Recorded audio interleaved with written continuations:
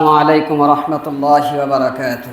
وعليكم السلام ورحمة الله. إن الحمد لله نحمده ونستعينه ونستغفره ونؤمن به ونتوكل عليه ونعوذ بالله من شرور أنفسنا ومن سيئات أعمالنا. من يهد الله فلا مضل له ومن يضلله فلا هادي له. وأشهد أن لا إله إلا الله وأشهد أن سيدنا ومولانا محمد هو المصطفى سيد الورى والشمس الهدى. وقال تعالى في كلامه المجيد وفي فرقانه الحميد: أعوذ بالله من الشيطان الرجيم. بسم الله الرحمن الرحيم. وأن أقم وجهك للدين حنيفا ولا تكونن من المشركين. صدق الله المولانا العظيم. وقال النبي صلى الله عليه وسلم: لا تقوم الساعة حتى تلحق قبائل من أمتي بالمشركين وحتى يعبد الأوثان، وإنه سيكون في أمتي 30 كذابون، أو كما قال عليه الصلاة والسلام. اللهم صل على محمد وعلى آل محمد كما صليت على إبراهيم وعلى آل إبراهيم إنك حميد مجيد. اللهم بارك على محمد وعلى آل محمد كما باركت على إبراهيم وعلى آل إبراهيم إنك حميد مجيد. মুআজ্জাজ মুহতারাম, রব্বে কারিমের দরবারে লাখো কোটি শুকরিয়া যে মহান আল্লাহ তাআলা আমাদেরকে দীর্ঘ একটি সপ্তাহ হায়াতে তাইয়্যিবা দান করেছেন, সুস্থতার সাথে সমস্তিষ্কে তার গোলামি করার জন্য জুমার নামাজের উদ্দেশ্যে নামাজের পূর্ব মুহূর্তে কিছু কথা বলার এবং শোনা তৌফিক দান করেছেন। সকলে বলে আলহামদুলিল্লাহ। আজকে 20 সফর 1447 হিজরি, 31 শ্রাবণ 1432 বাংলা, 15 আগস্ট 2025 ইংরেজি। আজকের এই সপ্তাহে আমরা ধারাবাহিকভাবে আলোচনা করেছিলাম কিয়ামতের আলামত। আজকে আমরা আলোচনা করব কিয়ামতের আলামতের 5ম পর্ব। এই 5 নম্বর পর্বে আজকের আলোচনা বিষয় যে সকল আলোচনা থাকছে: মূর্তি পূজকের সাথে সক্ষমতা, মূর্তি পূজা ও হারাম সম্পদে আসক্তি হওয়া, হিংস্র জীব ও আধুনিক পদার্থ মানুষের সাথে কথা বলা, এ সকল বিষয়ে আজকে আমরা আলোচনা করব। ওমা তৌফিক ইল্লা বিল্লাহ। আল্লাহর নবী সাল্লাল্লাহু আলাইহি ওয়াসাল্লাম যেই আলামতগুলো আমাদের সামনে বর্ণনা করেছেন, সেগুলো থেকে আমাদের শুনতে হবে, শিক্ষা গ্রহণ করতে হবে, নিজের জীবনকে পরিবর্তন করার জন্য, আমলকে পরিবর্তন করার জন্য এবং জীবনের প্রত্যেকটা ভুলভ্রান্তি থেকে সঠিক পথে ফেরার জন্য কিয়ামতের আলামতগুলো ঘটে যাচ্ছে, এগুলো থেকে শিক্ষা গ্রহণ করে যাতে করে আমাদের প্রত্যেককেই শিক্ষা নিয়ে আল্লাহ তাআলার রাস্তায় পরিপূর্ণভাবে ফেরা তৌফিক দান করেন। সকলে আমিন। দেখুন, আমরা গত 4 জুমায় 53 নম্বর আলামত সম্পর্কে কিয়ামতের আলোচনা করা হয়েছে। আজকে আমরা 54 নং আলামত থেকে আলোচনা করব। সুনানে তিরমিজি 2219 নম্বর হাদিসের মধ্যে আল্লাহর নবী সাল্লাল্লাহু আলাইহি ওয়াসাল্লাম কিছু আলামত বলেছেন। হাদিসটি সাওবান রাদিয়াল্লাহু তাআলা আনহু থেকে বর্ণিত।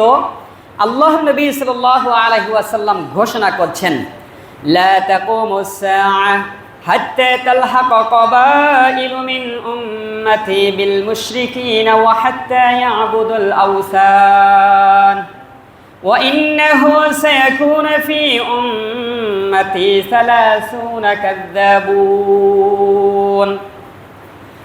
হযরত সাওবান রাদিয়াল্লাহু তাআলা আনহু রাসূলুল্লাহ সাল্লাল্লাহু আলাইহি ওয়াসাল্লামের ঘোষণাকৃত কিয়ামতের আলামত সম্পর্কে উনি বলতে চাচ্ছেন। আল্লাহর নবী সাল্লাল্লাহু আলাইহি ওয়াসাল্লাম বলেছেন, লা তাকুমুস সাআ হাত্তা তালহাকা কাবাইলুম মিন উম্মতি বিল মুশরিকিন। ততক্ষণ পর্যন্ত কিয়ামত সংঘটিত হবে না যতক্ষণ পর্যন্ত আমার উম্মতের একটি দল কাফের মুশরিকদের অন্তর্ভুক্ত না হবে। কাফের মুশরিকদের সাথে হৃদ্রতা, বন্ধুতা, আত্মীয়তা, সাহায্যকারী হিসাবে কাফের মুশরিকদেরকে গ্রহণ না করবে ততক্ষণ পর্যন্ত কিয়ামত সংঘটিত হবে না।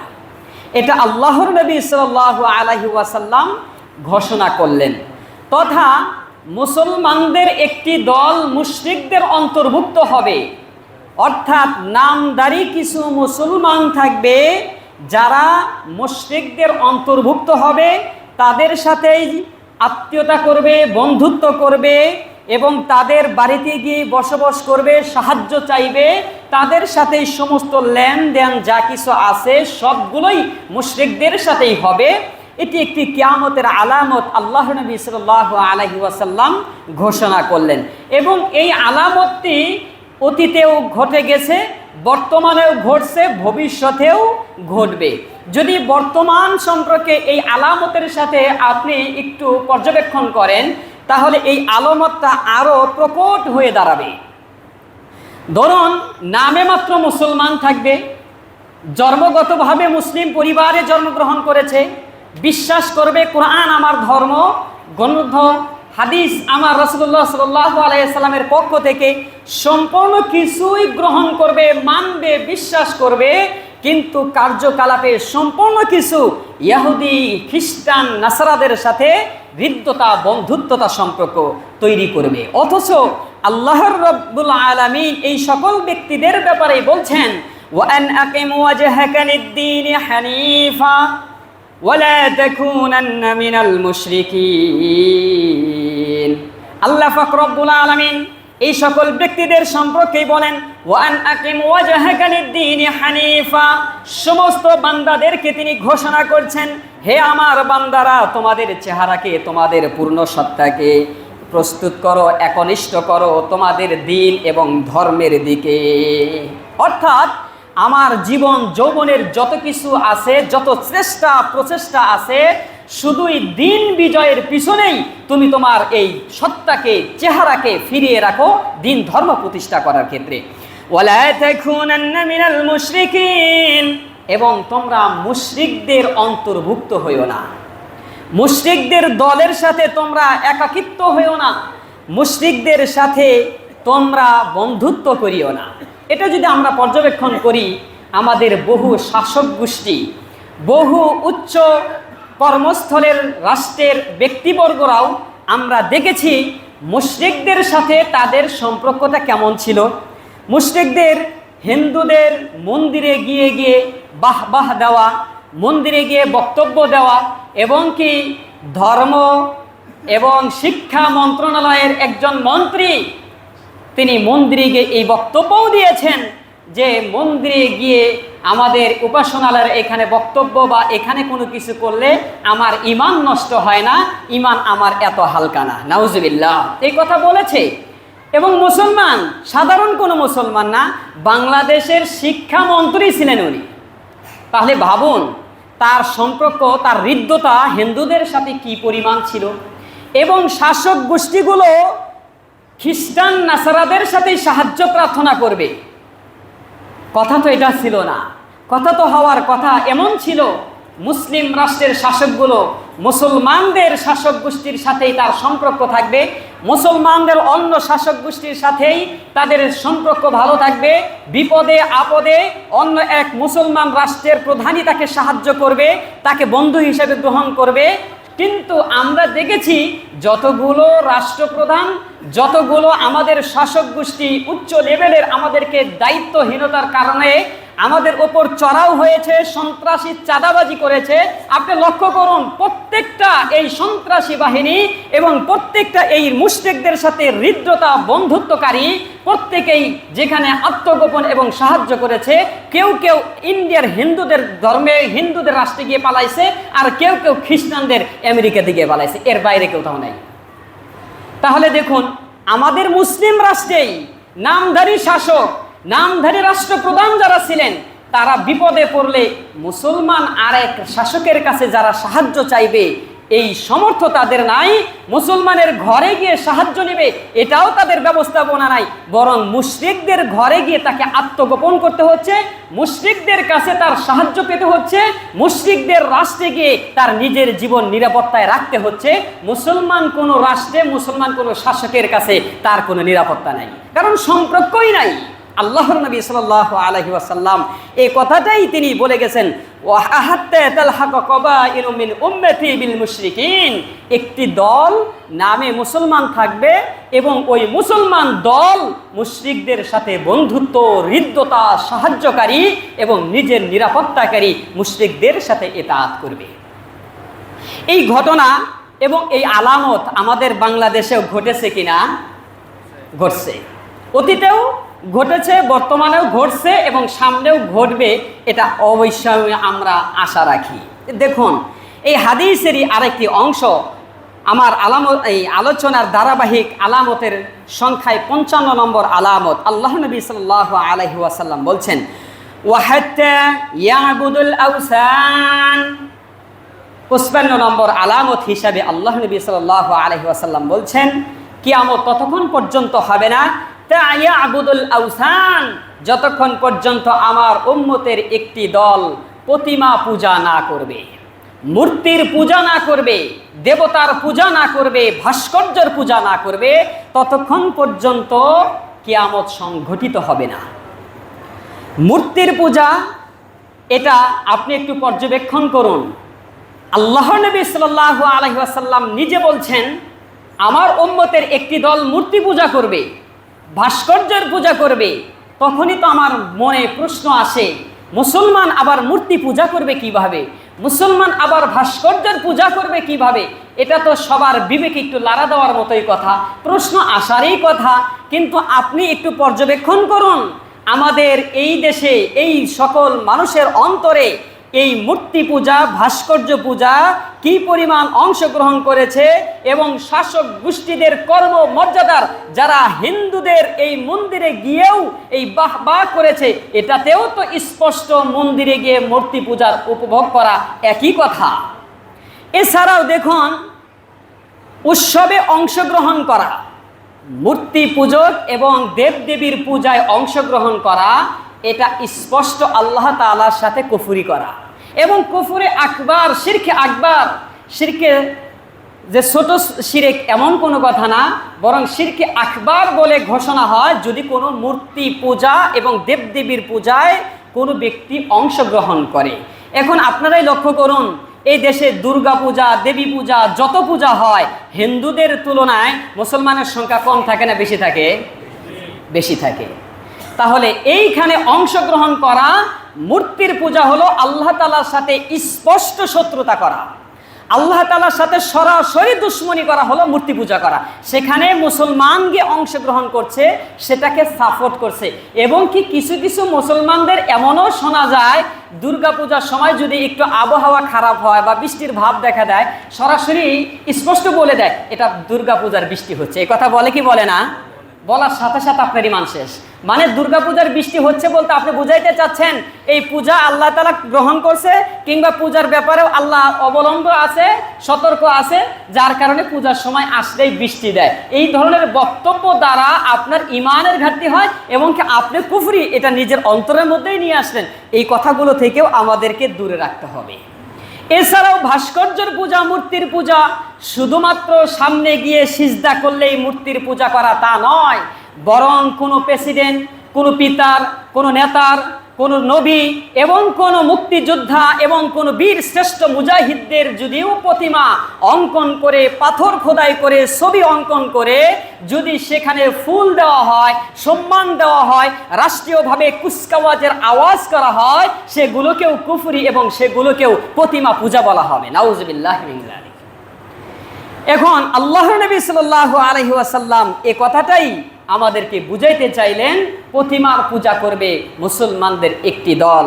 হাত্তা ইয়াবুদুল আওসান, মূর্তি বানিয়ে বানিয়ে মূর্তির সামনে কুচকাওয়াজ করবে, মূর্তিকে সম্মান প্রদর্শন করবে, রাষ্ট্রীয়ভাবে সেটাকে একটা দিবস পালন করে সেগুলোকে শ্রদ্ধা জানানো হবে, এটাকেও আল্লাহর নবী সাল্লাল্লাহু আলাইহি ওয়াসাল্লাম মূর্তির পূজা হিসেবে গ্রহণ করেছেন।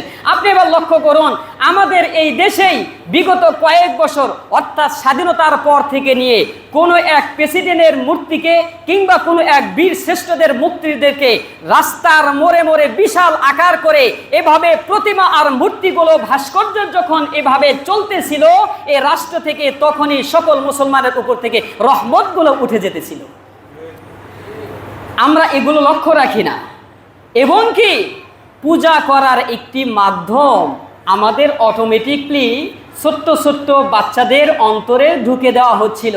বই পাঠ্য পুস্তকের পৃষ্ঠায় পৃষ্ঠায় দেব দেবীর মতোই কোনো এক ব্যক্তি অর্থাৎ প্রেসিডেন্ট জিয়াউর রহমানের এবং কি বঙ্গবন্ধুর সময় বঙ্গবন্ধুর যার যখন সময় আসে তার ছবি দিয়ে পৃষ্ঠার পর পৃষ্ঠা বই পুস্তকের পাঠ্য পুস্তকের শুরু এবং শেষে প্রতিষ্ঠানের, এটাও বলতে আপনি সোশ্যাল মিডিয়াতে আমরা বহুবার দেখেছি, অসংখ্য শিক্ষা প্রতিষ্ঠানের গেটের সামনে যেখান দিয়ে ছাত্ররা বিদ্যালয়ের শিক্ষা প্রতিষ্ঠানের শ্রেণীকক্ষে ঢুকবে সেখানেও বঙ্গবন্ধুর এরকম ভাস্কর্য অঙ্কন করা হয়েছে।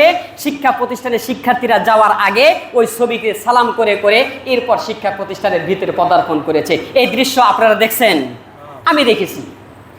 এবং কি প্রত্যেকটা অফিসে অফিসে তাদের ছবি, বঙ্গবন্ধুর সময় বঙ্গবন্ধুর ছবি, প্রেসিডেন্ট জিয়াউর রহমানের জুয়ার আসলে প্রেসিডেন্ট জিয়াউর রহমান এবং বেগম খালেদা জিয়ার ছবি বা কোনো ব্যক্তির ছবি এই আপনি আপনার এই অফিসের মধ্যে অঙ্কন করে রাখছেন, টানায়া রাখছেন, এটাকে সম্মান করছেন, সকালে একবার মোছা দিচ্ছেন, বিকেলে মোছা দিচ্ছেন, ওটাকে সম্মান প্রদর্শন করছেন, দিবসে দিবসে সেগুলিকে ফুল দিচ্ছেন, এটাও আপনার ওই মূর্তি এবং ভাস্কর্যের পূজা করা। আল্লাহর নবী সাল্লাল্লাহু আলাইহি ওয়াসাল্লাম এই কথাটাই বুঝাইতে চাইলেন যে আমার উম্মতের একটি দল যখন মূর্তি পূজার প্রতি আসক্ত হয়ে যাবে তখনই কিয়ামত অতি সন্নিহিত হবে। যতক্ষণ পর্যন্ত ভাস্কর্য মূর্তির পূজার দিকে আমার দলের একটি দল ওই দিকে ধাবিত না হবে ততক্ষণ পর্যন্ত কি হবে না, কিয়ামত সংঘটিত হবে না। আল্লাহর নবী সাল্লাল্লাহু আলাইহি ওয়াসাল্লাম নিজে এই মূর্তি, এই দেবতা ভাস্কর্যের বিরোধিতা করেছেন। মক্কা বিজয়ের সময় আল্লাহ নবী সাল্লাল্লাহু আলাইহি ওয়াসাল্লাম কাবা চত্বরের ভিতরে প্রবেশ করলেন, সাহাবায়ে কেরামকে সঙ্গে নিয়ে তলোয়ার দিয়ে খুঁচিয়ে খুঁচিয়ে প্রত্যেকটা দেব দেবীর মূর্তিগুলো উঠিয়ে ফেললেন। ইব্রাহিম আলাইহিসসালাম, ইসমাইল আলাইহিসসালামের ভাস্কর্য মূর্তিগুলোকে খুঁচিয়ে খুঁচিয়ে তুললেন, পরিষ্কার করলেন, জমজমের পানি দিয়ে ধুয়ে পবিত্র করলেন এবং আলী রাদিয়াল্লাহু তাআলা আনহুকে ঘোষণা করলেন, হে আলী রাদিয়াল্লাহু তাআলা আনহু, যাও মক্কার আনাচে কানাচে গলিতে গলিতে তুমি দেখো কোথায় কোথায় ভাস্কর্য এবং মূর্তি আছে, সেগুলো তুমি ভেঙে গুড়িয়ে দাও। আল্লাহ নবী সাল্লাল্লাহু আলাইহি ওয়াসাল্লাম স্পষ্ট হাদিসের মধ্যে আলী রাদিয়াল্লাহু তাআলা আনহুকে ঘোষণা করছেন। দেখুন হাদিসটি মুসলিম শরীফের 969তম হাদিসের মধ্যে আল্লাহ নবী সাল্লাল্লাহু আলাইহি ওয়াসাল্লাম বলছেন, আলা আবআসুকা আলা মা বা'সানি আলাইহি রাসূলুল্লাহ সাল্লাল্লাহু আলাইহি ওয়াসাল্লাম আল্লা তাদউ তিমসালান ইল্লা তামাসতাহু ওয়ালা কাবরান মুশরিফান ইল্লা সাওয়াইতাহু। আল্লাহ নবী সাল্লাল্লাহু আলাইহি ওয়াসাল্লাম বলছেন, আলা তাদউ তিমসালান ইল্লা তামাসতাহু, হে আলী যাও মক্কার মদিনার যেখানে যে অবস্থায় যে অলিতে গলিতে যতগুলো ভাস্কর্য মূর্তি দেবতা পাবে সেগুলোকে ভেঙ্গে গুড়িয়ে দাও এবং ওয়ালা কবরান মুশরিফান ইল্লা সাওয়াইতাহু, যতগুলো উঁচু উঁচু কবর পাবে, কবরের উপরে গুম্বুজ পাবে, মিনার পাবে, পাকা পাবে, উঁচা করে যে কবরগুলো দেওয়া দেওয়া আছে সবগুলোকে ভেঙে গুড়িয়ে সমান করে দাও। আলী রাদিয়াল্লাহু তাআলা আনহু রাসূলুল্লাহ সাল্লাল্লাহু আলাইহি ওয়াসাল্লামের ঘোষণা অনুযায়ী তিনি তাই করলেন। মক্কার প্রত্যেকটা সেনাবাহিনীদেরকে নিয়ে আনাচে আনাচে গলিতে গলিতে ঢুকে প্রত্যেকটা মূর্তি এবং উঁচু উঁচু কবরগুলো ভেঙে গুড়িয়ে সমান করে দিলেন। সুতরাং আমাদের এই রাষ্ট্র থেকেও আমরা দেখেছি গত বছরের 5ই আগস্টের মধ্যে যারা ভাস্কর্যের জন্য দীর্ঘ 24,000 কোটি টাকা ব্যয় করে ভাস্কর্য তৈরি করেছে, সেই ভাস্কর্য শুধুমাত্র সময়ের ব্যবধানে 24 মিনিটের মধ্যে সমস্ত ভাস্কর্য ইসলামের এই তৌহিদি জনতা ভেঙে গুড়িয়ে দিয়েছে। এটা ইমানি কথা, এটা ইমানের কথা। কিন্তু মানুষ শাসক গোষ্ঠীর কবলে থেকে একটা পর্যায়ে ভাস্কর্যের মূর্তির দিকে ধাবিত হচ্ছিল এবং কি এমন একটি জাতীয় তৈরি হতেছিল, আপনি ব্যক্তিকে নয় শুধু ওই ভাস্কর্যেরও যদি বিরোধিতা করতেন কিংবা ভাস্কর্যের সাথেও যদি আপনি বেয়াদবি করতেন, আপনাকেও কারাগারের ওই কাষ্ঠে সেখানে নির্যাতিত হতে হতো, এতে কোনো সন্দেহ থাকতো না। আমরা অতীতের দিনগুলোকে দেখেছি। আল্লাহ তাআলার অশেষ মেহেরবানিতে আমাদের উপর থেকে এই মূর্তি পূজার এই ব্যবস্থাপনা, এই পরিবেশ দূর করেছেন। আল্লাহ তাআলা ভবিষ্যতে যাতে কোনো ব্যক্তি কেন্দ্রিক, কোনো রাষ্ট্রীয় পর্যায়ের কোনো বীর মুজাহিদ এবং কোনো বীর শ্রেষ্ঠ বা মুক্তিযোদ্ধাদের প্রতিমা পূজার যেমন পরিবেশ তৈরি না হয়। তবে আমাদের কি করণীয়, লক্ষণীয় কি? আমরা আমাদের বীর শ্রেষ্ঠ যারা রয়েছে এবং কি বঙ্গবন্ধু রয়েছে, জিয়াউর রহমান রয়েছে, আরও যারা মুক্তিযোদ্ধা রয়েছে, আমরা বলি ভাস্কর্যের মাধ্যমে তাদের কবরে শাস্তি পাঠানোর দরকার নাই, বরং তাদের নামে মাদ্রাসা তৈরি করুন, মসজিদ তৈরি করুন, পাঠাগার তৈরি করুন, হাসপাতাল তৈরি করুন এবং কি শিক্ষা প্রতিষ্ঠান, স্কুল কলেজ তৈরি করুন। তারা কবরে শুয়ে শুয়ে সওয়াবের পরিবেশ তৈরি করতে পেতে থাকুক। কিন্তু ভাস্কর্য তৈরি করে মুক্তিযোদ্ধাদের আপনি কেন এইভাবে আপনি নিজের থেকেই তাদেরকে শাস্তি পাঠাচ্ছেন? আমরা এই ভবিষ্যতে যাতে আমাদের এই রাষ্ট্রগুলো থেকে সমস্ত ভাস্কর্য আল্লাহর রহমত দ্বারা সেগুলোকে দূর করে দেন, সকলে বলে আমিন। সুতরাং এগুলো যখন চলতে থাকবে কিয়ামত অতি সন্নিকটে, আল্লাহর নবী সাল্লাল্লাহু আলাইহি ওয়াসাল্লাম খুদ হাদিস বর্ণনা করেছেন। এরপর দেখুন ওই প্রথম হাদিসের সুনানে তিরমিজির 2219তম ওই হাদিসের শেষ অংশে আল্লাহর নবী সাল্লাল্লাহু আলাইহি ওয়াসাল্লাম আরেকটি আলামতের কথা বলছেন। ওয়া ইন্নাহু সায়াকুনু ফি উম্মতি 30 কাযাবুনা কুল্লুহুম ইয়াজআমু আন্নাহু নাবিয়্যুন ওয়া আনা খাতামান নাবিয়্যিন লা নাবিয়্য বা'দি।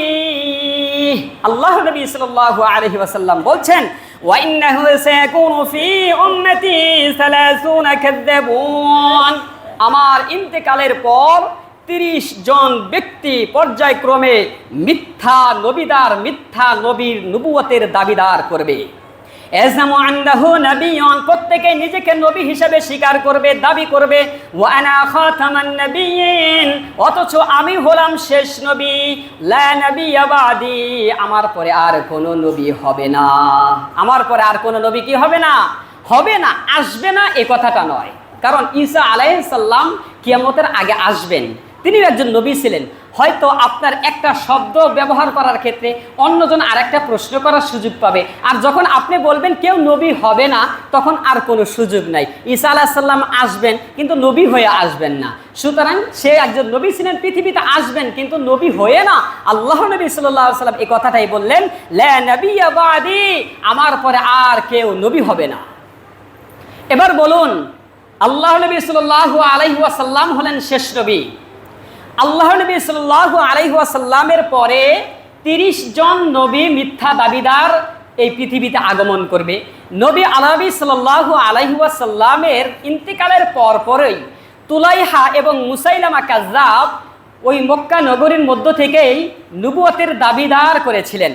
তারা নবুয়ত প্রাপ্ত হয়েছেন এ কথা বলছেন এবং তার ভণ্ড উম্মতদেরকে বলতেন আমার ওপর ওহী নাজিল হয়, এবং সে বলছেন আল ফিলু মাল ফিলু ওয়া মা আদরাকা মাল ফিলু লাহু খুরতুমুন তাওয়িলুন ওয়া যাম্মুন কাসীরুন। সে এভাবে একটা আয়াতের মতো করে মানুষকে বলতো আল ফিলু মাল ফিলু ওয়া মা আদরাকা মাল ফিলু। একটা সূরা আছে না, আলাম তারা কাইফা ফাআলা রাব্বুকা বিআসহাবিল ফিল, এই হাতির সূর, এই হাতির এই সূরার নামকরণ করা হয়েছে।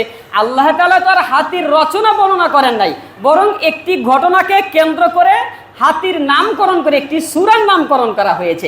কিন্তু এই ভণ্ড তুলাইহা তার উম্মতদের, এই ভণ্ড উম্মতদেরকে বলতেন আমার উপর ওহী নাজিল হতো, আর এই ওহীটা তাদেরকে বলতো আল ফিলু মাল ফিলু মা আদরাকা মাল ফিলু লাহু খুরতুমুন তাওয়িলুন যাম্মুন কাসীরুন। আরে আমার উপরে ওহী নাজিল আসে, একটা হাতি আছে, হাতির একটা বড় লেজ আছে, বিসমানি একটা শরীর আছে, এভাবে বলে বলে তার মিথ্যা এই ভণ্ড উম্মতদেরকে বুঝাইতো আমার উপর ওহী নাজিল হয়। আপনারাই বলুন, একটা সূরার নামকরণ করেছেন আল্লাহ, আর এই ভণ্ড এই মিথ্যা দাবিদার তুলাইহা সূরা নাজিল করছেন, সেটা হলো একটা কি কয় হাতির রচনা কায়েম করছেন, অথচ এটা তো কোনো কিনা সূরা নয়। এই ভণ্ড নবীদেরকে আবু বকর রাদিয়াল্লাহু তাআলা আনহুর নেতৃত্বে খালিদ বিন ওয়ালিদ রাদিয়াল্লাহু তাআলা আনহুর সেনাবাহিনীর পাঠানোর মাধ্যমে তাদেরকে হত্যা করেছেন, জাহান্নামের চিরকুঠায় পাঠিয়ে দিয়েছেন। সুতরাং এই মিথ্যা দাবিদারগুলো আল্লাহর নবীর সাহাবীরাই তাদেরকে মোকাবেলা করেছেন। এই পরবর্তী ইসলামের যুগে এবং রাষ্ট্রে যারাই যখন যে অবস্থাতেই মিথ্যা নবীর দাবিদার হবে, এখানে প্রকটভাবে একটি ইসলামের শরীয়ী বিধান হলো রাষ্ট্রের পক্ষ থেকে রাষ্ট্রীয়ভাবে সেনাবাহিনী ওই মিথ্যা নবীদের কাছে পাঠিয়ে তাদেরকে হত্যা করবে, আর না হয় তাদেরকে তওবা করার সময় সীমা বেঁধে দিবে। যদি তকদির ভালো থাকে তারা তওবা করে ফিরে আসবে, আর যদি তকদির ভালো না থাকে তাদেরকে সেনাবাহিনীর মাধ্যমে হত্যা করবে। এটা রাষ্ট্রীয় পর্যায়ে একটি ইসলামী শরীয়ী বিধান। আমরা দেখেছি 1908 খ্রিস্টাব্দে ভণ্ড গোলাম আহমদ কাদিয়ানী ভারতবর্ষে তিনি মিথ্যা নবীর দাবিদার করেন, এবং ওনার অনুসারী ভারতবর্ষ সহ বাংলাদেশেও অনুসারী অনেক রয়েছে, যাদেরকে আমরা কাদিয়ানী বলি। এই কাদিয়ানী চক্র আপনার আমার মতোই দাড়ি টুপি লেবাস পরেই মানুষের ঈমান বিধ্বস্ত করছে, মানুষকে কুফরের দিকে ঢেলে নিয়ে যাচ্ছে। মূর্খ এবং সরল মনা অজ্ঞ মুসলমানদেরকে এই কাদিয়ানী ধর্মের বিশ্বাসী করে তাদেরকে এই ধর্ম অবলম্বী করে তাদেরকে ধর্মান্তর করছে এই গোলাম আহমদ কাদিয়ানীর বাহিরে। গত বছর তাদের একটি কনফারেন্সে তারা বলেছেন 200-র উপরে গোলাম আহমদ কাদিয়ানীর এই ধর্ম প্রতিষ্ঠা করার ক্ষেত্রে 200 যুবক তারা প্রজ্ঞাপন করেছে, তারা শপথ গ্রহণ করেছে গোলাম আহমদ কাদিয়ানীর এই ধর্ম প্রতিষ্ঠা করতে তারা নিজেদের জীবন নিবেদিত প্রাণ সুপে দিয়েছে এই মিথ্যা গোলাম আহমদ কাদিয়ানীর ধর্ম প্রতিষ্ঠা করতে। আপনি লক্ষ্য করুন, আপনি শেষ নবীর উম্মত, যার শাফাআত ছাড়া আপনি জান্নাতে যেতে পারবেন না, এমন নবীর জন্য আপনার জীবন উৎসর্গ করার ক্ষেত্রে আপনার কত পার্সেন্ট আছে? বিবেকের কাছে প্রশ্ন করুন।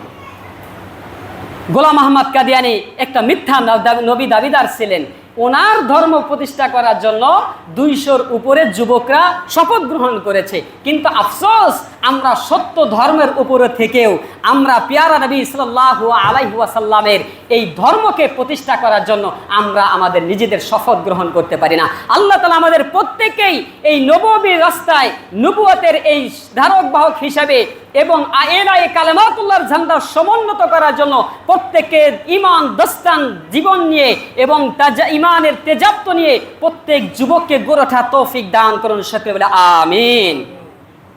এভাবেই আল্লাহর নবী সাল্লাল্লাহু আলাইহি ওয়াসাল্লাম বলছেন, এবং 30 জন নবী পৃথিবীতে ঘটে গিয়েছে, আরও অতীতের সামনে ভবিষ্যতে ঘটতে পারে, এটা অস্বাভাবিক কিছু নয়। সুতরাং এই আলামতটাও আমাদের মধ্য থেকে ঘটে গিয়েছে। এরপর আমি যে আলামতটা 57 নম্বর আলামতটা আপনাদেরকে বলবো, সেই আলামত সম্পর্কে অনেকেই আশ্চর্যজনিত হবেন, এবং আল্লাহর নবী সাল্লাল্লাহু আলাইহি ওয়াসাল্লাম এত বিস্ময়কর চমৎকারভাবে এই আলামতের কথা বলছেন, হয়তো আমরা অতীতে কখনো এই আলামতের কথা শুনিও নাই, কিংবা কাউকে বলতেও শোনা যায়নি। আল্লাহর নবী সাল্লাল্লাহু আলাইহি ওয়াসাল্লাম যে আলামতের কথা বলছেন, এটা মানুষের কল্পনাও করতে পারবেন না এইটা কিয়ামতের আগে ঘটতে পারে। এমন কি আলামতের কথা আল্লাহর নবী সাল্লাল্লাহু আলাইহি ওয়াসাল্লাম হাদিসে স্পষ্ট বলেছেন, কিয়ামতের আগে হিংস্র প্রাণীগুলো, হিংস্র জানোয়ারগুলো মানুষের সাথে কথা বলবে, জুতার ফিতা মানুষের সাথে কথা বলবে, চাবুকের গিট মানুষের সাথে কথা বলবে, মানুষের উরুগুলো অনুপস্থিত কি হয়েছে না হয়েছে সে তার অনুপস্থিতিতে এই নিজেদের উরু তাকে বলে দেবে। আশ্চর্যজনক কথা না?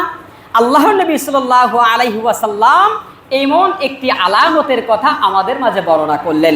হাদিসটি মুসনাদে আহমদের মধ্যেও বর্ণিত আছে এবং সুনানে তিরমিজি 2181তম হাদিসের মধ্যে আল্লাহর নবী সাহাবী আবু সাঈদ খুদরি রাদিয়াল্লাহু তাআলা আনহু এই হাদিস বর্ণনা করেছেন। আসুন আমরা হাদিস থেকেই সরাসরি এই আল্লাহর নবীর এই জ্বলন্ত এবং কাল্পনিক আমাদের চোখে এবং আমাদের আত্মবিশ্বাসে যেটা আশ্চর্যজনিত লাগছে সেই হাদিসটা আমরা জেনে নেই। আবু সাঈদ রাদিয়াল্লাহু তাআলা আনহু উনি বর্ণনা করেছেন, قال আদাযিবু আলা শাতিন ফাআখাযাহা ফাতালাবাহু রাঈ ফান্তাযাহা মিনহু ফাআকা আযিবু আলা যামবিহি ফাকাল আলা তাত্তাকিল্লাহ। আবু সাঈদ খুদরি রাদিয়াল্লাহু তাআলা আনহু বলছেন, আদাযিবু আলা শাতিন ফাআখাযাহা, আল্লাহর নবী সাল্লাল্লাহু আলাইহি ওয়াসাল্লামের জামানায় এক রাখাল তিনি বকরি চড়াইতেছেন। বকরি চড়ানোর মধ্য থেকে ওই বকরির মধ্য থেকে হঠাৎ করে একটি লেকড়ে অথবা একটি বাঘ এসে একটা বকরিকে তিনি পাকড়াও করেছেন, ধরে নিয়ে গেছেন। ফাআখাযাহা, যখন তিনি নিয়ে গেছেন, ফাতালাবাহা রাঈ, এরপর রাখাল খুঁজতে খুঁজতে খুঁজতে খুঁজতে ওই বাঘের এবং লেকড়ের সামনে গিয়ে দেখেন এমত অবস্থায় সে ওই বকরিটা খাবে, এমত অবস্থায় ওই রাখাল উপস্থিত হলেন। ফান্তাযাহা মিনহু, বকরিটা ওই লাঠিসোঁটা নিয়ে ওই লেকড়ের কাছ থেকে বকরিটা ছিনিয়ে নিলেন। ফাআকা আযিবু আলা যামবিহি, যখন ওই বকরিটা বাঘের মুখে থেকে নিয়ে আসলেন, বাঘ তখন অসহায়ের মতো হয়ে লেজের উপর এভাবে চতুষ্পদ, মানে ওই যে কুকুরগুলো যেমনিভাবে বসে বাঘ ওরকম ভাবে বসে রইলেন, মানে লেজের উপর ভর করে বাঘ বসলেন, লেকড়ে বসলেন। এরপর দেখুন বাঘে এবার কথা বলছেন, ওই বকরির রাখালকে তিনি বলতেছেন, ক্বালা আলা তাত্তাকিল্লাহ তানজাউ মিন্নি রিজকান সাকাহুল্লাহু ইলাইয়া, হে রাখাল তুমি আল্লাহকে ভয় করো, আলা তাত্তাকিল্লাহ, তুমি আল্লাহকে ভয় করো, তানজাউ মিন্নি, তুমি আমার কাছ থেকে এমন জিনিস ছিনিয়ে নিলে, রিজকান সাকাহুল্লাহু ইলাইয়া, যে রিজিকটা আল্লাহ তাআলা আমার জন্য নির্ধারণ করেছিল সেই রিজিক তুমি আমার কাছ থেকে ছিনিয়ে নিলে। যখন বাঘে এই বক্তব্য দিলেন, রাখাল তো আশ্চর্যজনিত হলেন, বিস্ময়কর হয়ে গেলেন। আরে আমি তো বাঘের কাছ থেকে লেকড়ের কাছ থেকে যখন ছাগলটা নিয়ে আসলাম, এমত অবস্থায় বাঘ আমার সাথে কথা বলছে।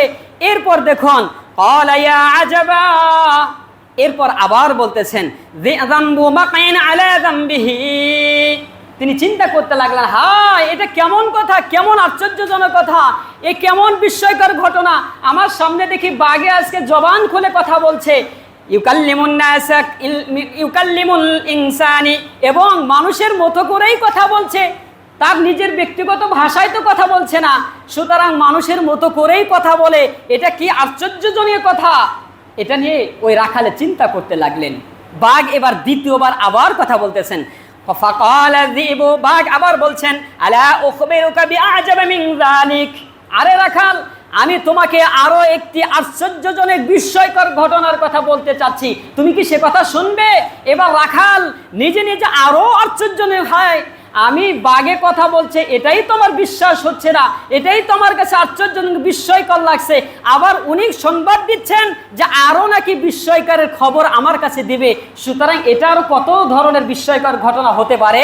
এবার বাঘে বলছেন, মুহাম্মাদুন সাল্লাল্লাহু আলাইহি ওয়াসাল্লাম বিআসরিবা ইখবিরুন নাস বিআনবাই মা ক্বাদ সাবাকা, বাঘে এবার ওই রাখালকে বলছেন, হে রাখাল, মুহাম্মদ সাল্লাল্লাহু আলাইহি ওয়াসাল্লাম মদিনার ভিতরে একজন নবী হিসেবে প্রেরিত হয়েছে, ইউখবিরুন নাস বিআনবাই মা ক্বাদ সাবাকা, যিনি অতীতে কি ঘটে গিয়েছে, ভবিষ্যতে কি ঘটবেন, সমস্ত ঘটনাগুলো আল্লাহর মাধ্যমে তিনি সংবাদ প্রদান করতে থাকেন। সুবহানাল্লাহ। ওই রাখাল মুসলমান ছিল না, মুশরিক ছিল, যার কারণে রাখালকে এই নবুয়তের খবর দিয়ে দিলেন। এর দ্বারা আগামী জুমায় আমাদের এই কথাটা একটু কাজে লাগবে, যেহেতু আগামী দুটি জুমা আমি সিরাতুন নবী মিলাদুন নবী নিয়ে আলোচনা করব কিয়ামতের পর্ব স্থগিত রেখে। দেখুন এইখানে এই রাখালকে বাঘে তিনি ঘোষণা করে জানিয়ে দিলেন, ইয়াসরিবু ইখবিরুন নাস বিআনবাই মা ক্বাদ সাবাকা, মদিনার ভিতরে একজন নবী এসেছেন যিনি তোমাদের অতীত এবং ভবিষ্যতের সংবাদগুলো প্রচার করছেন।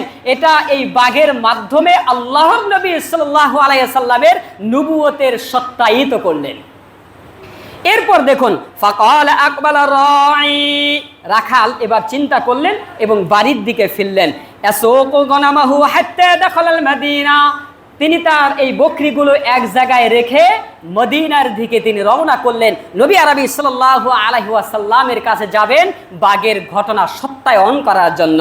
ফাজাওয়াহা ইলা জাওয়াবিয়াতিন মিন জাওয়াইহা সুম্মা আতা রাসূলুল্লাহ সাল্লাল্লাহু আলাইহি ওয়াসাল্লাম, এরপর রাখাল ওই বকরিগুলো সবকিছু রেখে রাসূলুল্লাহ সাল্লাল্লাহু আলাইহি ওয়াসাল্লামের সামনে উপস্থিত হলেন।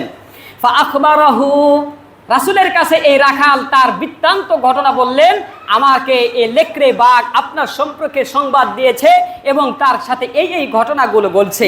ফাআমারা রাসূলুল্লাহ সাল্লাল্লাহু আলাইহি ওয়াসাল্লাম, রাসূল এবার সবাইকে সংবাদ দিলেন, আদেশ করলেন। ফানুদিয়া ইস-সালাতি জামিআ, এই জামিয়া এবং সালাতের অর্থ হলো আল্লাহর নবী ঘোষণা করলেন সমস্ত সাহাবী যাতে একসাথে হয়, মসজিদে নববীর দিকে যাতে তারা একত্র হয়। সুম্মা খারাজা, প্রত্যেক সাহাবী একত্র হইলেন। ফাকাল রাই আখবিরহুম, আল্লাহর নবী ওই রাখালকে বললেন, এবার তুমি তোমার ওই যে ঘটে যাওয়া সংবাদ আছে, খবর আছে, সমস্ত সাহাবীদেরকে বলে দাও। ফাআখবারহুম, তারা সমস্ত এই ঘটনা শুনলেন। রাখাল বললেন, সাহাবায়ে কেরাম এই ঘটনাটা শুনলেন। এরপর রাসূলুল্লাহ সাল্লাল্লাহু আলাইহি ওয়াসাল্লাম বলছেন, ফাকাল রাসূলুল্লাহ সাল্লাল্লাহু আলাইহি ওয়াসাল্লাম সাদাকা, আল্লাহর নবী বললেন এই রাখাল যেগুলো যা কিছু বলছে সবগুলোই সত্য। এরপর আল্লাহর নবী বলছেন, ওয়াল্লাযী নাফসি বিয়াদিহি লা তাকুমুস সাআতু হাত্তা ইউকাল্লিমুস সিবাউল ইনসি ওয়া ইউকাল্লিমু আর-রাজুলু আযাবাতু সাওতিহি ওয়া শিরাকু নালিহি ওয়া ইখবিরুহু ফাখিযুহু বিমা আহদাসা আহলুহু বা'দুহু।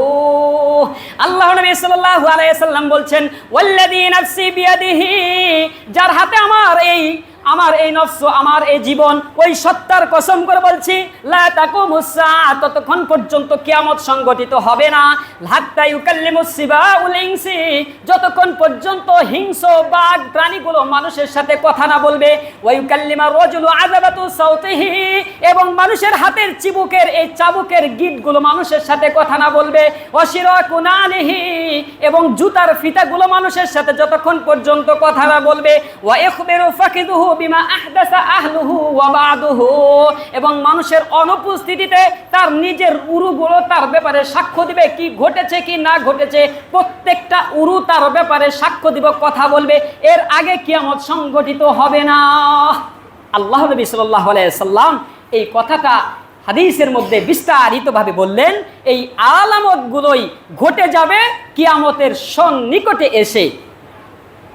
প্রশ্ন হলো, প্রথম অংশ তো আল্লাহর নবী সাল্লাল্লাহু আলাইহি ওয়াসাল্লামের জামানায় ঘটেছে এবং আল্লাহর নবী থাকাকালীন ওই রাখালের সাথেই ঘটেছে, হিংস্র প্রাণী কথা বলেছেন। কিন্তু আমার প্রশ্ন হলো দ্বিতীয় অংশে, অর্থাৎ রাসূলুল্লাহ সাল্লাল্লাহু আলাইহি ওয়াসাল্লাম যে দ্বিতীয় অংশে যে আলামতের কথা বলছেন, ৫৮তম আলামতের কথা, যেটা হলো ওয়াইকাল্লিমু রাজুলু আযাবাতু সাওতিহি, মানুষের হাতে চাবুকের গিঁটগুলো কথা বলবে, ওয়া শিরাকু নালিহি, এবং মানুষের জুতার ফিতাগুলো কথা বলবে, এবং ওয়া ইখবিরু ফাকিদুহু বিমা আহদাসা আহলুহু বা'দুহু, মানুষের উরুগুলো কথা বলবে। এখানে প্রশ্ন হলো যে হুজুর এগুলো কি ঘটতে পারে, এগুলো কি ঘটা সম্ভব? আমি বলবো হ্যাঁ, এগুলোও ঘটেছে এবং ঘটছে। কিভাবে? আপনি যদি লক্ষ্য করুন, এই সমাজে, এই আধুনিকতার এই যুগে, আমাদের এই আধুনিকতার বর্তমানে মানুষের এই যেই পদ্ধতি ঘটেছে, সেটা এই মানুষের উরু কিভাবে কথা বলবে, হাতের চাবুক কিভাবে কথা বলবে, জুতার ফিতা কিভাবে কথা বলবে, আপনি এই আধুনিকতার এই যুগে যদি আপনি একটু পর্যবেক্ষণ করুন, তাহলে আপনি লক্ষ্য রাখবেন মানুষের বিজ্ঞানের বুদ্ধির মাধ্যমে ছোট্ট ছোট্ট কলম তৈরি করা হয়েছে এবং কলমের মাথায় ছোট্ট একটি ক্যামেরা দেওয়া হয়েছে, কিংবা বুতাম এমনভাবে ফিট করা হয়েছে, বুতামের মধ্যে ক্যামেরা দেওয়া হয়েছে, রেকর্ডার দেওয়া হয়েছে, কিংবা এক ধরনের চিপ, যেটাকে মেমোরি কার্ডের চাইতেও চিকন, ওই চিপ আপনার উরুর ভিতরে কিংবা ঘাড়ের মধ্যে কিংবা রগের ভিতরে আপনাদের ডাক্তারের মাধ্যমে সেগুলো ঢুকিয়ে দেওয়া হয়, যে ওই ব্যক্তি যেখানে থাকবে, ডাটা কালেকশন থাকবে, ওই ডাটা কালেকশনের মাধ্যমে আপনাকে কিডন্যাপ করে নিয়ে যে এই ঘাড়ের ভিতরে কিংবা রগের ভিতরে কিংবা চামড়ার কোনো এক অংশে ওই চিপটা ঢুকে দেয় এবং ডাটা তাদের হাতে রেখে দেয়। এর মাধ্যমে আপনি কোথায় কি করছেন, কি করবেন এবং কি বলছেন, ওই ডাটা কালেকশনের মাধ্যমেই সম্পূর্ণ কিছু শুনছে। যার কারণে যারা বড় ধরনের দায়িত্বশীল আছে এবং বড় লিডারশিপ যারা আছে, তাদেরকে কিডন্যাপ করার চিন্তা চেতনায় মানুষের বেশি থাকে এবং তারা নিজেদের সিকিউরিটি গার্ড নিয়ে সবসময় থাকে। এজন্যই তাদেরকে যদি একবার কিডন্যাপ করে, তাহলে এই ধরনের বৈদ্যুতিক এই আধুনিকতার চিফ তাদের শরীরের যে কোনো অংশে ঢুকিয়ে দিলেই সে কোথায় কি গোপন বৈঠক করবে না কি করবে, এই চিফের সাথে ডাটা কালেকশনের মাধ্যমে সম্পূর্ণ কিছুই সে জানতে পারবে। এবার আপনারাই দেখুন, ছোট্ট ছোট্ট কলমের মাধ্যমে ক্যামেরা, বোতামের মাধ্যমে ক্যামেরা, যা কিছু হচ্ছে না হচ্ছে এগুলো গোপন তথ্য এই ছোট্ট কলমের ক্যামেরাগুলো এই সমাজে, এই পৃথিবীতে এখন বিদ্যমান আছে না নাই? আছে। এবং কি আপনি যে সকল বড় বড় লিডারশিপ আছে, সে নিজেও জানে না আমার এই গোপন কথাটা কেমনে তারা জানলো। র সংস্থা আছে, পৃথিবীর বিশ্বের আরও বড় বড় গোয়েন্দা সংস্থা আছে, তারা এইগুলো লিডারশিপগুলোকে কিডন্যাপ করে এই ঘাড়ের ভিতরে কিংবা উরুর ভিতরে ওই চিপ ঢুকিয়ে দেয়, যেগুলো একেবারে পাতলা। এই ডাটা কালেকশনের মাধ্যমে তাদের গোপন তথ্যগুলো জানতে পারছে। তাহলে আল্লাহর নবী 1450 বছর আগেই বললেন, মানুষের উরু বলে তাদের অনুপস্থিতিতে কথা বলবে। নেতা এই জায়গাতে নাই, আমেরিকাতে গিয়ে কি গল্প করছে, কি বৈঠক করছে, ওই যে চিফের মাধ্যমে ডাটা কালেকশন করেছে ইহুদি খ্রিস্টানরা তাদের গোয়েন্দা সংস্থার মাধ্যমে। সুতরাং কোথায় কি করছে না করছে সম্পূর্ণ কিছু এই গোপন তথ্যগুলো এই ইহুদি খ্রিস্টানদের এই বৈদ্যুতিক এই আধুনিকতার এই বিজ্ঞানের এই যুগে তারা খবর পাচ্ছে কি পাচ্ছে না? পাচ্ছে। এটা আল্লাহর নবী সাল্লাল্লাহু আলাইহি ওয়াসাল্লাম এই ঘটনাগুলো, এই আলামতগুলো আল্লাহর নবী আরো 1450 বছর আগে বলেছেন এবং ঘটছে এবং ঘটেছে। যখন এগুলো ঘটবে, দাজ্জালের আবির্ভাব অতি নিকটে আসবে। এজন্য আমরা আমাদের চোখের সামনেই ঘটে যাচ্ছে, আমরা কেন ফিরে আসতে পারছি না? আমরা দাজ্জালের মুহূর্তে কেন হতে যাচ্ছি? আমরা আলামতগুলো আমাদের ভিতরে কেন টেনে আনছি? আমরা কি পারি না আমাদের সময় থাকতেই আমরা আল্লাহর এই সঠিক রাস্তায় ফিরে যেতে পারবো কি পারবো না? আমরা পারবো। দেখুন, সর্বশেষ আল্লাহ নবী সাল্লাল্লাহু আলাইহি ওয়াসাল্লাম যে হাদিসটি বলছেন, আমার আলোচনার 59তম আলামত। আমি যে আলামতগুলো বলছি, সর্বশেষ যদি বলা হয় যে 20টা আলামতকে দাঁড়ায় বলতে পারবে, আমার মনে হয় না এখানে পাওয়া যাবে। 10টা আলামত কারো মুখস্থ আছে কিনা আমার মনে হয় পাওয়া যাওয়া খুবই বিরল। তবে মুখস্থ করে 10 থেকে 20টা কোনো এক জুমায় বলতে হবে এবং কি আমি পুরস্কারের একটা ব্যবস্থা করবো। শুধু আমি বলছি, আপনারা মনে রাখবেন, বিষয়টা এমন নয়। এজন্য নিজেও বলবে এবং অপরকেও আপনারা কিছু মুজাকারা করবেন। 59টি আলামত আজকের আলোচনার মাধ্যমে সমাপ্ত হবে। এরপর আরও আলোচনা হবে 2 জুমা পরে। দেখুন, দাজ্জাল আসবে, বিশ্ব এই ব্যবস্থাকে আরেকটি ফিতনার মাধ্যমে ফেলে দিবে। আল্লাহর নবী সাল্লাল্লাহু আলাইহি ওয়াসাল্লাম যে আলামতের কথা বলছেন, ইয়াতি على الناس زمان يأكلون فيه الربا قيل له الناس كلهم قال من لم يأكله منهم ناله من غباره। আল্লাহর নবী সাল্লাল্লাহু আলাইহি ওয়াসাল্লাম হাদিসটি ইবনে মাজাহ 2278তম হাদিস, আবু দাউদ শরীফে 3331তম হাদিসের মধ্যে আল্লাহর নবী সাল্লাল্লাহু আলাইহি ওয়াসাল্লাম যে আলামতের কথা বলছেন, দাজ্জালের অর্থনৈতিক প্যাকেজ, অর্থনৈতিক বিশ্ব ব্যাংকের মাধ্যমে মানুষকে হালাল হারামের বাজ বিচার তুলে দিয়ে মানুষকে হারামের দিকে তুলে দিবে, হারামের দিকে ঢেলে দিবে, হারাম লেনদেনের মাধ্যমে মানুষকে ঢুকে দিবে। দাজ্জালের এই অর্থনৈতিক প্যাকেজের মধ্যে প্রত্যেককেই সীমাবদ্ধ করবে। এই দাজ্জালের অর্থনৈতিক প্যাকেজের মধ্যে সবাই ঢুকে যাবে। এটা ইহুদিরা সেভাবেই গ্রহণ করেছে। আল্লাহ নবী সেভাবেই বলছেন, ইয়াতি আলান নাসি জামানুন ইয়াকুলুনা ফীহি রিবা। আল্লাহ নবী বললেন, এমন একটি জামানা আসবে প্রত্যেকেই এই সুদি লেনদেনের মধ্যে লিপ্ত হয়ে যাবে। কিলা লাহুন নাস কুল্লুহুম, সাহাবায়ে কেরাম জিজ্ঞাসা করলেন, ইয়া রাসূলুল্লাহ, সবাই সুদের মধ্যে লেনদেন হবে, এটা কিভাবে সম্ভব? আল্লাহ নবী সাল্লাল্লাহু আলাইহি ওয়াসাল্লাম বললেন, فقال من لم يأكله منهم ناله من غباره। যারা সুদ খাইতে চাইবে না, যারা সুদের লেনদেন করতে চাইবে না, তবুও তারা সুদের ওই তাদের অর্থ সম্পদগুলো, হালাল টাকাগুলো সুদের ঘেঁষা লেগেই তারা খেতে থাকবে। সুদ খাবে না, কিন্তু সুদের ঘষা লেগেই হালাল টাকা ওই তবুও সুদের ঘষা লাগবে।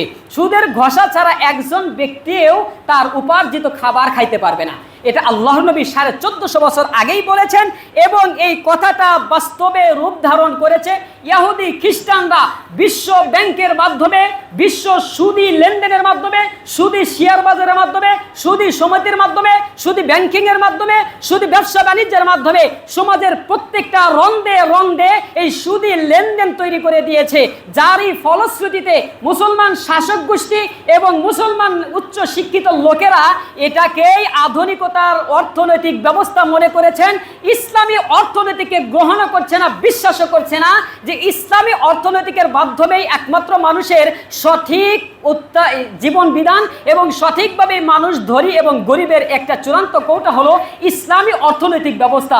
কিন্তু গণতান্ত্রিক এই ব্যবস্থার মাধ্যমে এটাকেই মানুষ গ্রহণ করেছে এবং এটাকেই মঙ্গলকামী করেছে, ইসলামী অর্থনৈতিককে গ্রহণই করছে না।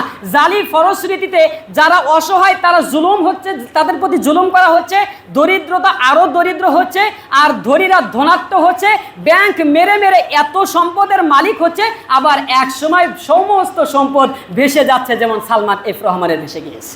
কথা ঠিক? এরকম ভাবে দেখুন কত কত রাষ্ট্রের কত কত ব্যক্তি, কেউ কেউ 36,000 কোটি টাকা মেরে দিয়ে উধাও, কেউ কেউ 50,000 কোটি টাকা মেরে দিয়ে উধাও, এবং কি এই হালাল হারামের বাছ বিচার না করে আমাদের সাবেক প্রধানমন্ত্রীর পিএন পর্যন্ত 400 কোটি টাকার মালিক হয়েছে। সেটা আপনি একবার বুঝবার চেষ্টা করেন। একজন পিএন যদি 4,000 কোটি টাকার মালিক হয়, এটা রাষ্ট্রের প্রত্যেকটা জনগণের পক্ষ থেকে দাবি হলো সে একজন পিয়ন হলে 4,000 কোটি টাকার মালিক হয় কিভাবে, তার উপার্জিত মধ্যম এবং উপার্জিত পন্থা কি, এটা প্রত্যেক মানুষের নিজের স্থান থেকে তাদের দাবি হলো সে এই উপার্জিত সম্পদ কোথায় থেকে হাসিল করেছে। এবং কি 1 বছর পার না হতেই যে ব্যক্তি মানুষের পিছে পিছে ঘুরতো, সিগারেট চায়া চায়া বেড়াইতো, সাধারণ একটা চামচা ছিল, বছর না ঘুরতেই সে অট্টালিকার পাহাড় তৈরি করেছে। সাধারণ জনতার পক্ষ থেকে প্রশ্ন হলো তার উপার্জিত উৎস কোথায় থেকে আসছে, এটা প্রত্যেক মানুষের স্থান থেকে প্রশ্ন। আপনারা যদি এই প্রশ্ন তুলে ধরতে পারেন, সমাজ পরিবর্তন হবে। আল্লাহ নবী সাল্লাল্লাহু আলাইহি ওয়াসাল্লাম এই কথাটাই আমাদেরকে বুঝাইতে চাইলেন এবং এই দাজ্জালের এই বিষয়টা আরো স্পষ্ট করে বলছেন, লা ইয়াতিয়ান্না আলান নাসি জামানুন লা ইউবালিল মারউ বিমা আখাযাহুল মালু আমানান হালালান আন হারামিন। উম্মতের মধ্যে একটি দল এমন ভাবে তৈরি হবে যারা অর্থ সম্পদ উপার্জন করার ক্ষেত্রে হালাল হারাম বুঝবে না, শুধু চাইবে আমার টাকা দরকার, আমার টাকা দরকার, কোনটা হালাল কোনটা হারাম এটা বাস বিচার করবে না। আমার হালালেন আমার হারামিন, আর হালাল হারাম দেখার দরকার নাই, শুধু আমার অর্থ উপার্জন করতে হবে, অর্থর প্রয়োজন রয়েছে। সুতরাং রাষ্ট্রের টাকা মেরে, জনগণের টাকা মেরে, অসহায়ের টাকা মেরে কোথায় দিয়ে কি করবে সেগুলো তিনি ভূক্ষেপ করবে না। তার অ্যামাউন্ট জমা করতে হবে, ব্যাংকের পাহাড় তৈরি করতে হবে। অবৈধ সম্পদ খেতে খেতে, রাষ্ট্রীয় সম্পদ খেতে খেতে এক পর্যায়ে এই হারামখোরেরা রাষ্ট্রীয়ভাবে রাষ্ট্রের সম্পদগুলো খাবে। রাষ্ট্রের সম্পদ যখন খাওয়া শেষ হবে তখন পাহাড় পাথরগুলো লুটিপুটে খাবে। আমি তো আশঙ্কায় আছি, রাষ্ট্রের পাথর খাওয়া শুরু করছে, কোন দিন জানি জনগণের কিডনির পাথর খাওয়া শুরু করে দেয়। সুতরাং আপনাদের সচেষ্ট থাকতে হবে, এই ধরনের হারাম উপার্জন থেকে নিজেকে রক্ষা করতে হবে, আমাদের রাহবারদেরকে রক্ষা করতে হবে। যারা আমাদের নেতৃত্ব দিতে আসবে তাদেরকেও বলতে হবে, খবরদার নেতৃত্ব করবেন ভালো কথা, হালাল এবং হারাম বুঝে বুঝে রাষ্ট্রীয় সম্পদ রাষ্ট্রের জায়গায় রেখে রেখে আপনি আমাদেরকে নেতৃত্ব করবেন। রাষ্ট্রের এক বিন্দু পরিমাণ যদি সম্পদ অখণ্ড করা হয় এবং যদি সেখান থেকে গোসব করা হয়, প্রত্যেকের দায়িত্ব হলো ওই শাসক গোষ্ঠী হোক এবং কি নিজের পিতাও যদি হয়, ওই জালেমের কালো হাতকে ভেঙে ঘুরে দেওয়া, এটা প্রত্যেক মুসলমানের ইমানি দায়িত্ব। কিন্তু আমরা তো সেগুলো করছি না, যার কারণে যার মতো করে যে যেখানে পাচ্ছে সেভাবেই লুটপাট করে খাচ্ছে। সুতরাং আমরা শুধু তামাশা দেখছি। আল্লাহ রাব্বুল আলামিন আমাদের প্রত্যেককেই এই হালাল হারামের বাস বিচার রক্ষা করে সঠিক পন্থায় অর্থ উপার্জন করে আমাদেরকে সঠিকভাবে জীবনযাপন করার তৌফিক দান করুন। সকলে বলে আমিন। আমি যে কথাগুলো বললাম আমাকে এবং আপনাদের প্রত্যেককে আমল করার তৌফিক দান করুন। নাসরুম মিনাল্লাহি ওয়া ফাতহুন করে ওয়া বাশশিরিল মুমিনিন। যারা কাবলাল জুমা পড়েন ইনশাআল্লাহ আমরা কাবলাল 4